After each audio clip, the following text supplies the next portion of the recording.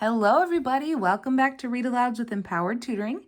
Don't forget to subscribe to our channel so you don't miss out on any of the news stories that we post. Today we are reading Apple Trouble by Ragnhild, Scamell, and Michael Terry.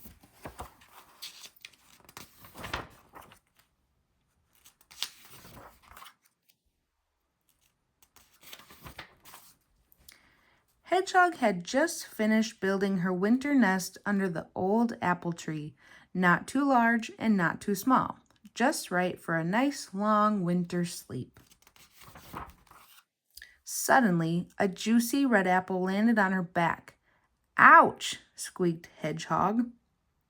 She curled into a spiny ball, hoping it would fall off, but when she uncurled, the juicy red apple was still there.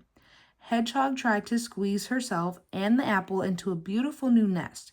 But could she get in? No, she could not with the apple on her back. The nest was too small. Oh dear. Squirrel, scurrying past with an armful of brown nuts, stopped to help. "Stand still, I'll push the apple off," he said. And he pushed, and he struggled, and he heaved, and he tugged. But the juicy red apple stayed where it was. Worse still, 3 of Squirrel's brown nuts got caught in Hedgehog's spines. So now she had a juicy red apple and 3 brown nuts on her back. "Oh dear," wailed Hedgehog. "Winter's coming and I can't get into my nest. What will I do?"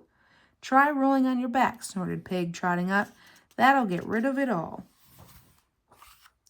Hedgehog threw herself on the ground. Her little legs paddled in the air as she twisted and wriggled and rolled. "Has it all gone?" she asked hopefully.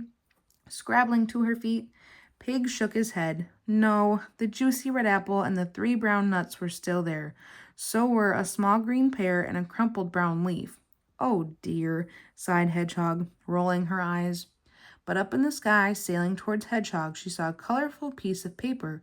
"Oh no," she cried. This way and that she ran as fast as she could.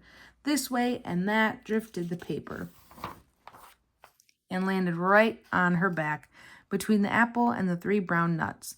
"It's not fair," cried Hedgehog, who now had a juicy red apple, 3 brown nuts, a small green pear, a crumpled brown leaf, and a colorful piece of paper on her back. "I'll never get into my nest." Hedgehog pattered to the pond and gazed at her reflection in the water. "Hello, Hedgehog. That's a lot of stuff on your back," croaked Frog. "Humph, I'm trying to get rid of it," sniffled Hedgehog. "Dive," said Frog. "That'll wash it off." Hedgehog dipped a foot in the murky water, then dived. Splash! Her friends watched Hedgehog bobbing up and down.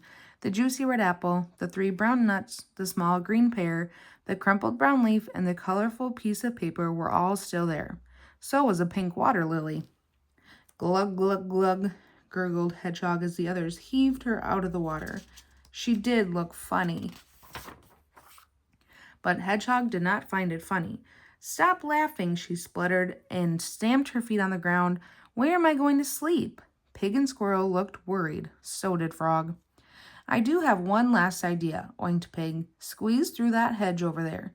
That'll brush everything off." So Hedgehog closed her eyes and squeezed herself through the thick leaves.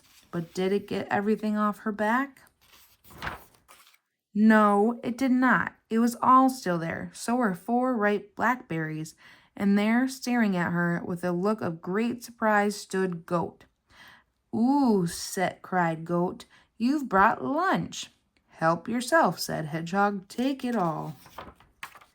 "Yippee!" brayed Goat. Then he picked off and ate the juicy red apple, the 3 brown nuts, the small green pear, the pink water lily, and the 4 ripe blackberries. For dessert, he ate the paper. The only thing he left was the crumpled brown leaf. He just couldn't eat any more. "Hooray!" cried Hedgehog. She felt as light as a feather. "Thank you, Goat," she said. Then she ran as fast as her little legs could carry her, through the gate, past the pond, across the orchard, under the tree, and home to her nest.